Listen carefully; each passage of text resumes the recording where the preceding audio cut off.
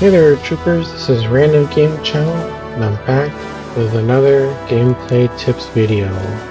This time, it's going to be about the Demolisher. This one's going to replace an older version of this video in my playlist. So for those of you that don't know already, I'm going back and updating a lot of my older gameplay tips and some of my primer videos in preparation for the full game release in October 11th, 2024. That's kind of like my plan right now. Hoping to get these all up and going for everyone to enjoy and digest, so that it helps you get a good feel for what this class does when this game is released. Now there might be some minor changes to the weapons and items and stuff, but this stuff that I'm going to go over with you now should still apply and should still give you a great idea of what to expect for this class, okay? Alright. The intro out of the way, let's talk about what this class is. So, the Demolisher. What does it do? I'll tell you. So the Demolisher is a class that cares about exploding everything and anything around it. They're an explosive weapons expert. And what it says here, explosive expert, extensive ordnance training enables more effective utilization of explosives. So that should give you an idea of what this class is focused on. It has an activated ability called Barrage. The Demolisher uses a powerful back-mounted gun to launch a barrage of attacks at enemies. So what that does is that this little device on your backpack, you could kind of think of it as a mobile mortar system. And it launches 3 grenades at the designated location.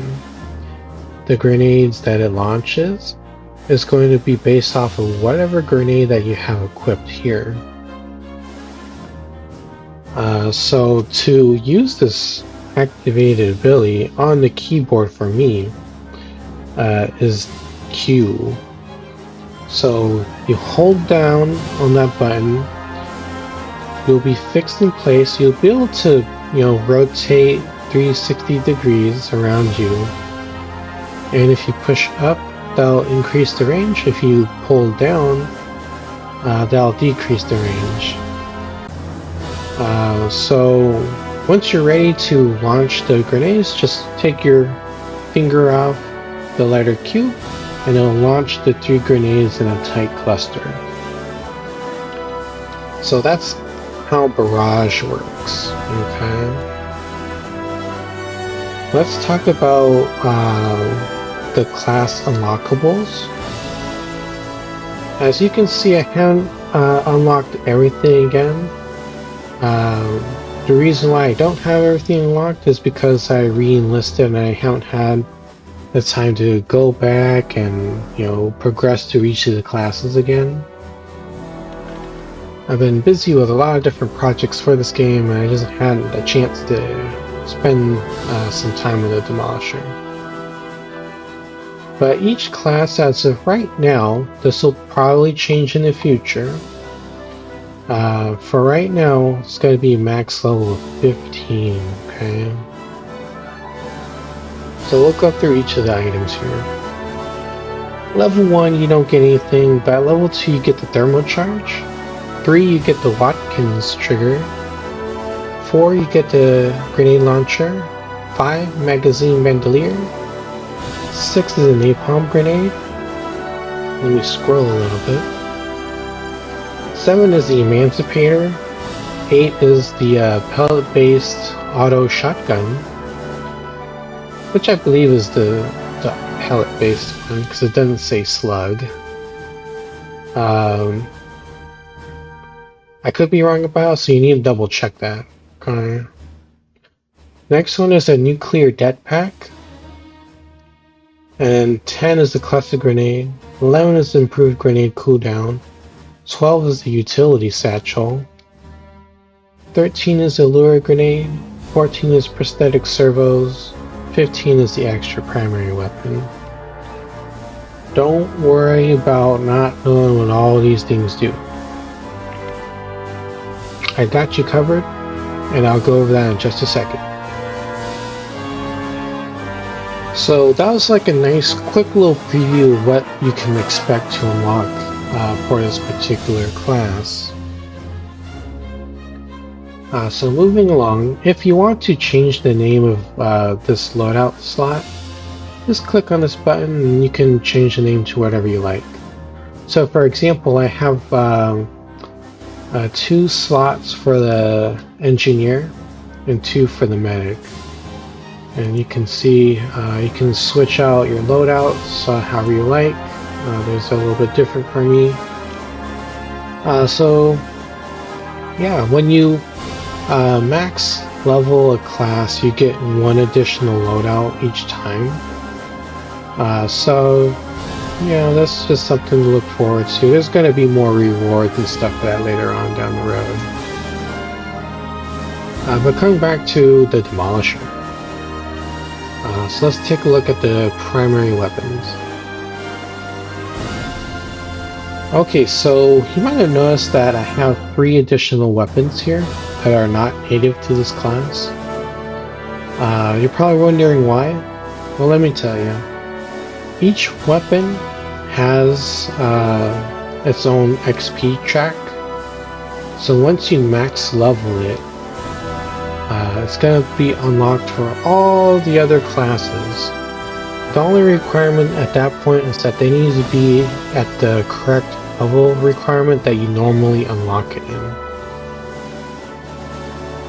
So that's how you can kind of experiment with the different classes.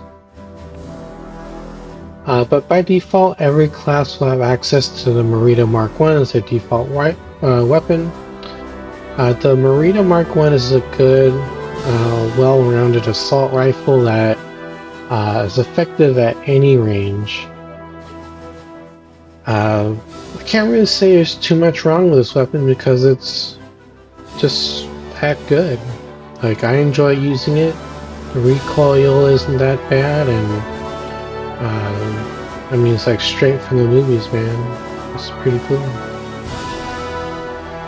Next one is the grenade launcher. It deals a lot of damage. The only thing is that it does take a while to reload it.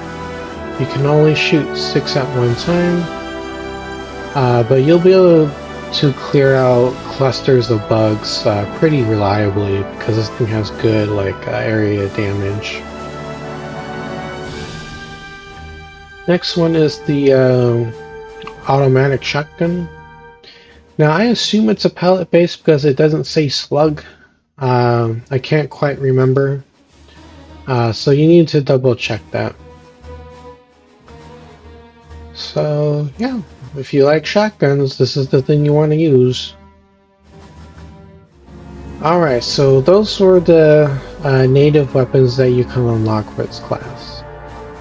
At least for the primary. Let's take a look at secondary weapons. You get 2 as of right now. The first one is going to be the Peacemaker. So with the Peacemaker, it's a pretty fast semi-automatic pistol. Damage is pretty low, but it can shoot pretty dang fast. Good for close range. Okay-ish when you go to mid-range, and just terrible when you need to hit something at long range. The next one is the Emancipator pistol.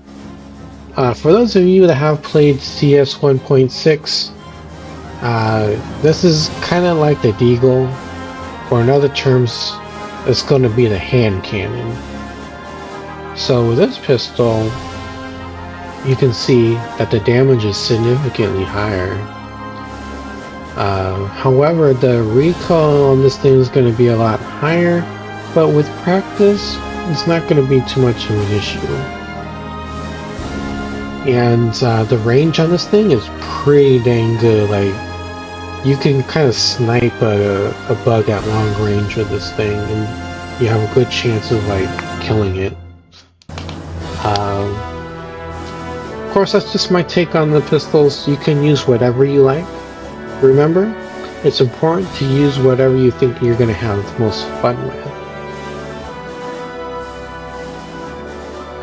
Okay, so that was the secondary weapons. Let's move into the utilities. Right now, we just have two. Both of these can clear bug corpses, so that's something to keep in mind. But for the Thermo Charge, it's essentially like the C4 of the game. You can have 4 out on the field, but you can, I believe you can have a max of like 6 to 8 before they self-detonate themselves. The blast radius is pretty good, it's like 6 meters, and it deals pretty good damage to the bugs. So in order to use this thing, you need to look at the ground, and for me on the keyboard and mouse, you need to deploy it using the left mouse button, and then when you want to explode the Thermo Charge, you need to look at the general area where you placed it, and then press the right mouse button. Now, you know, I don't think there's like a range limit to this. As long as you can kind of see the icon on your HUD, you can detonate this thing. So you can be on the other side of the base and still set this thing off. Next thing is the nuclear death pack. This is just a more robust version of the Thermo Charge. It does a lot of damage. But it can also damage other troopers. I mean, the Thermo Charge can as well, but the damage for these items is going to be so small it's not going to really matter. Now, the only difference between the Thermo Charge and the nuclear death pack is that you can only have 1 out, and there's a 30-second timer.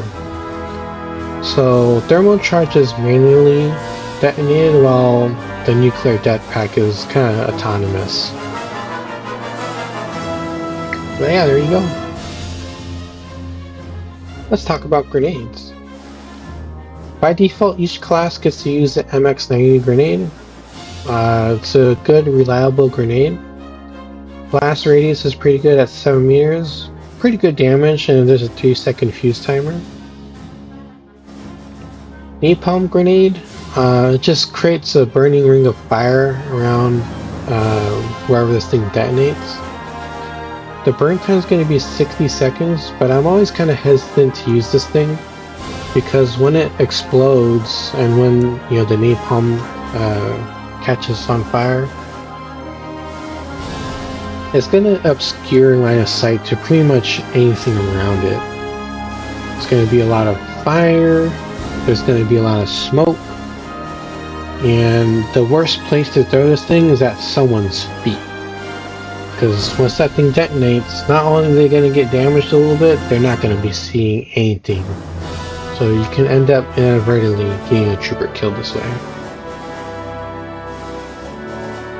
Next thing is the cluster grenade. The cluster grenade, it breaks apart into several smaller pieces, and each piece will then detonate. It can cover a wider area than the other grenades. The blast radius will be a little bit smaller, but because it expands into several different pieces, it'll still cover a large area. Not only does this thing damage bugs, but it also causes stun. So with stun,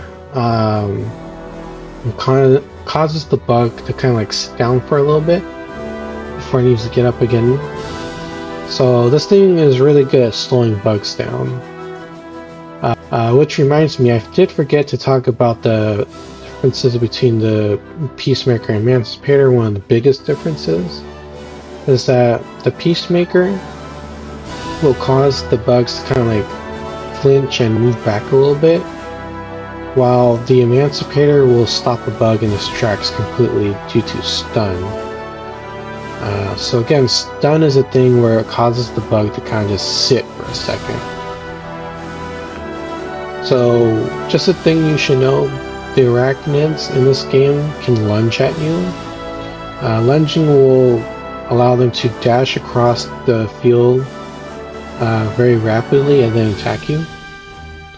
The Peacemaker is not going to stop them, whereas the Emancipator will stop them mid-lunge. Something to keep in mind. But coming back to the grenades, the last one is the Lure Grenade. So this thing does pretty decent damage, and wherever this thing detonates, the bugs will be attracted to wherever that thing detonates, and oftentimes at the impact site you'll see this like hologram of a trooper saluting. So that's what happens with the Lure Grenade. Great as a support piece. So oftentimes you'll probably see a lot of troopers using the Lure Grenade because like wherever the grenade goes, the bug will go. So great to lure bugs into a kill zone or get them off of troopers or an objective. Okay, moving into the perks. Watkins Trigger. When you die, you have a chance to detonate your gear and potentially take down some more bugs with you. Keep in mind that this will not drain the reinforcement tickets.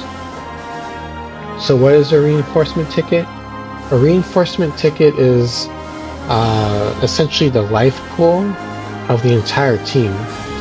So if you played any of the Battlefield games, it's that similar system, like when one person dies that consumes a ticket. So in this game, it's a similar kind of mechanic. There'll be a little bar at the top middle of your screen with like a ticket icon. And as more troopers die, the faster those tickets will deplete, and then when it reaches 0, you essentially lose the game. You are forced to go to an extraction zone, and then hopefully you and the other troopers make it out of there in one piece. Next one is the Magazine Bandolier. It just lets you carry more ammo on you.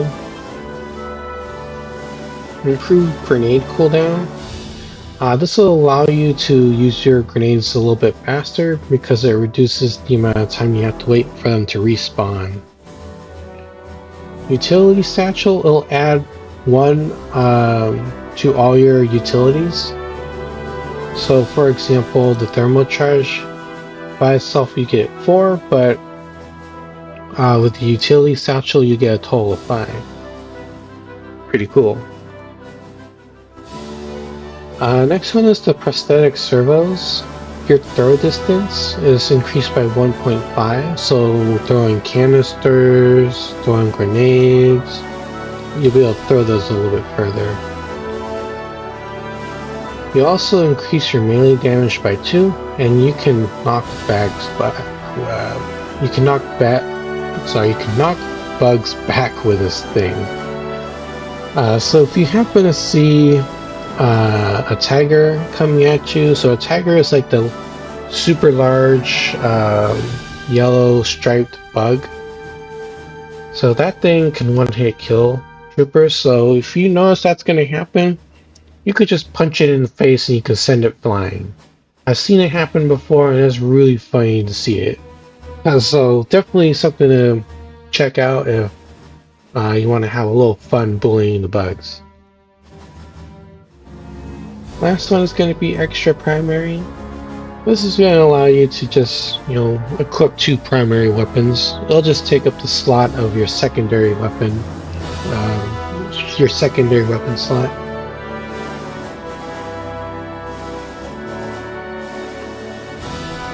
Okay, so that was the perks, and all there is about the class. So I kind of just want to take a second and go over a few more things I think I might have missed. I can't remember if I went over this already, but if you want to change your name, just click that button and you can change the name there. You can customize how your trooper looks. You can change the visor color. You can change your decals, your suit colors. So you got some options. A little limited right now, but I expect there to be more stuff to unlock once this thing fully launches. Okay, so time to go into some of the gameplay tips and just like other information. So this one's going to be the pros and cons of this class. So for this class, as the pros, you're going to be able to deal a significant amount of damage to the bugs with or without the grenade launcher. So by itself with the grenade launcher, of course you're going to be dealing a ton of damage and killing a lot of bugs, but so can the Barrage ability, the one that's like right here. So if you have one equipped or both equipped, you'll still be able to deal a lot of damage to the bugs. However, for this class, there's like some flexibility in this class. If you want to be kind of more support role, you can always equip the lure grenade. So with the lure grenade, you're going to be able to kind of like peel bugs off of people and other areas. And you can kind of control the battlefield of where the bugs go. So if you like being kind of more support but still be able to deal some damage, that's something you can look into. You also be able to destroy large clusters of bugs rather easily because of the grenade launcher and ability. And if you have the primary weapon perk equipped, you can kind of be a more well-rounded trooper because the Merida Mark I can kind of deal with bugs at any range. What else? Well, that's about it for the pros. I can't remember if I mentioned this already, but with the Barrage ability, you get 2 charges, so you can kind of see that you can deal a lot of damage all at once. So the cons, okay. Typically with this class, if you're using the signature weapon here, you're not going to be able to engage bugs at long range. Take for example Grenadier, you know, the big blue bug that shoots big blobs of plasma at you. Typically those things are going to be very far away from where you're positioned. So you're not going to be able to really hit that thing with a grenade launcher or even the Merida, because in this game there's like damage fall off at extreme ranges. So that's something to keep in mind. That's something you're going to kind of struggle with this class. Also, if you're using the shotgun and or grenade launcher, it's going to take a while to reload, especially the shotgun. So you need to kind of position yourself in a good spot where you can safely reload your weapons. If not, you're going to have to rely on your secondary weapon to defend yourself. Alright, so those are the pros and cons. Those are my opinions. I could be right, I could be wrong. So kind of just take that with an open mind, and hopefully that can help you get a better feel for how this class plays. Okay, so moving on to the next one. If I have some gameplay footage, I'll put it on for you, but if not, you'll probably be staring at the menu here still. So for this next one, we're going to be talking about the best places to place the Thermo Charge.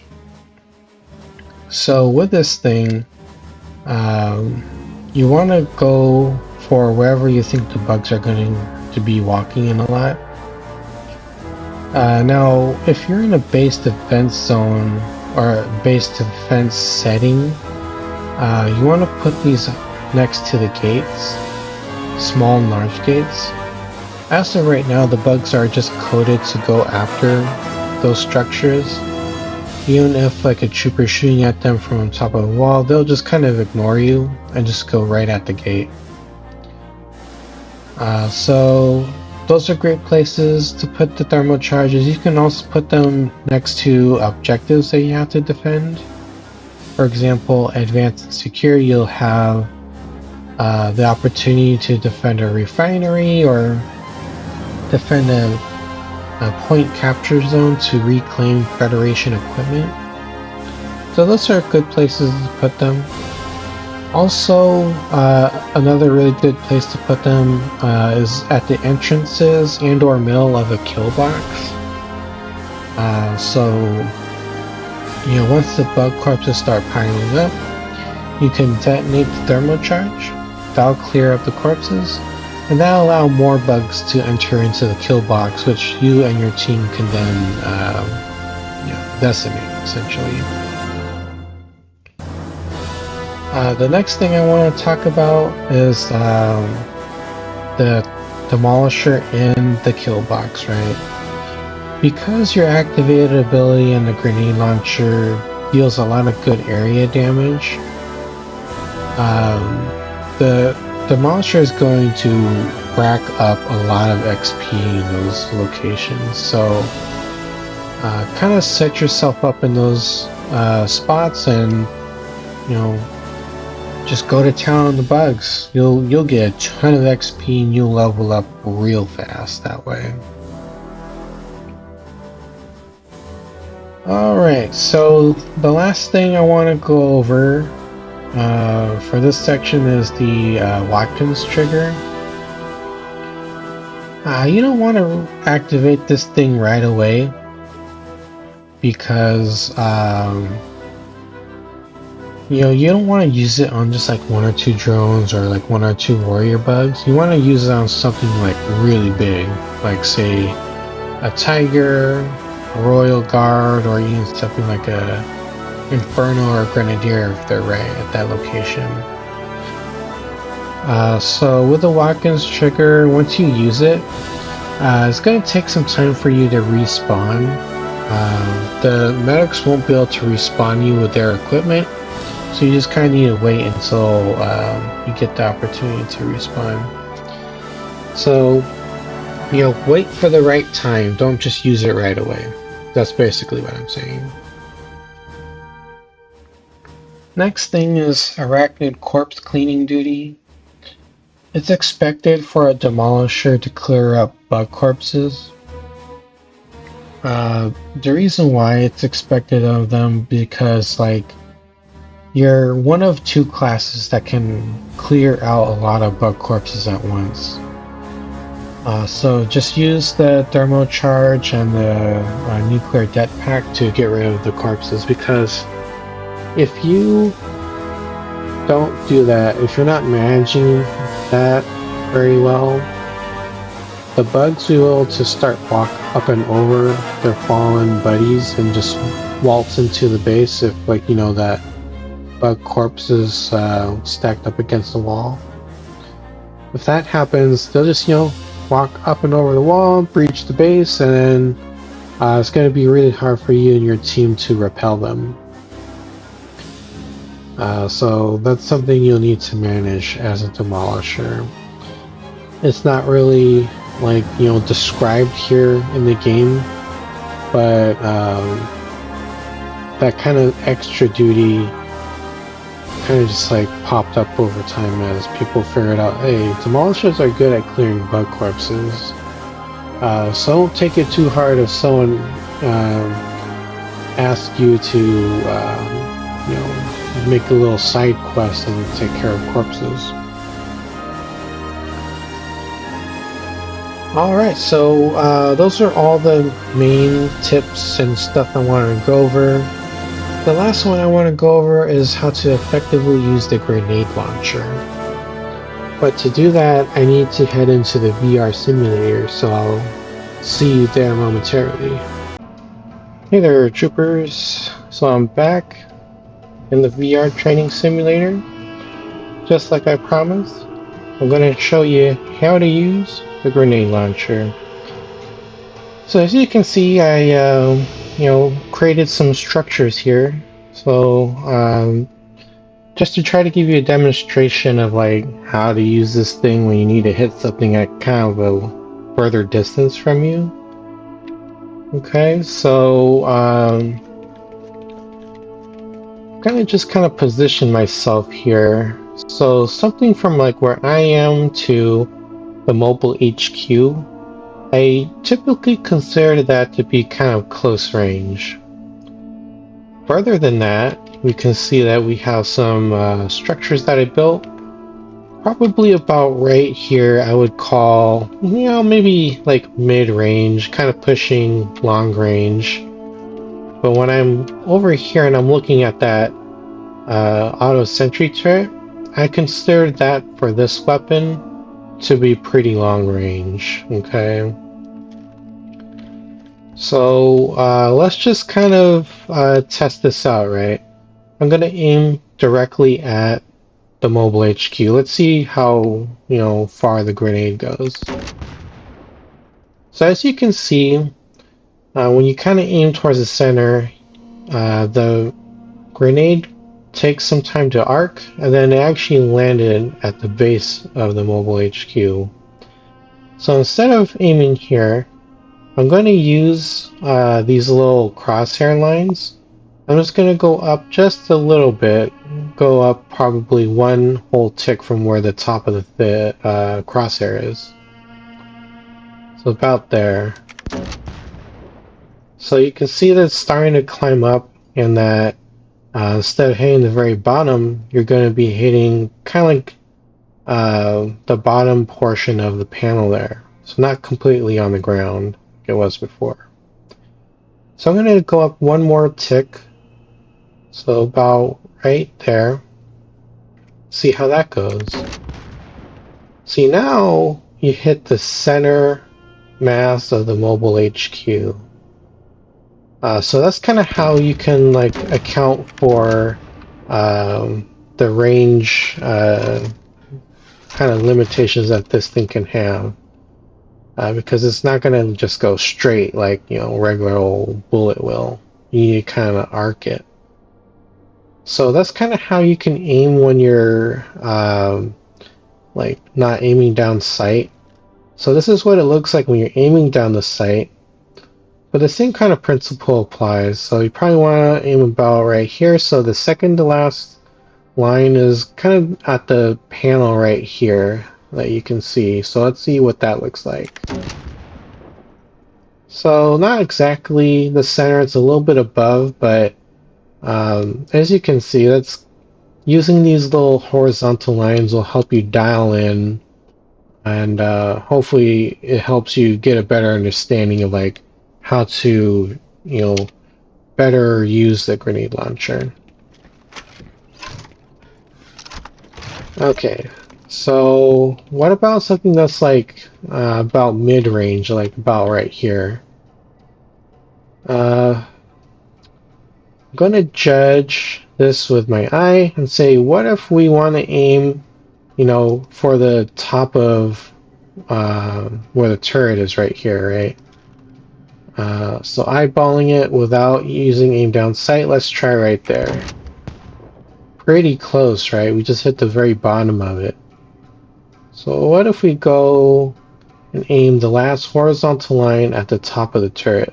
Let's see what that does. I missed. Maybe a little bit to the left. No, not quite. It's still hitting the very bottom, so we're going to go up a little bit more.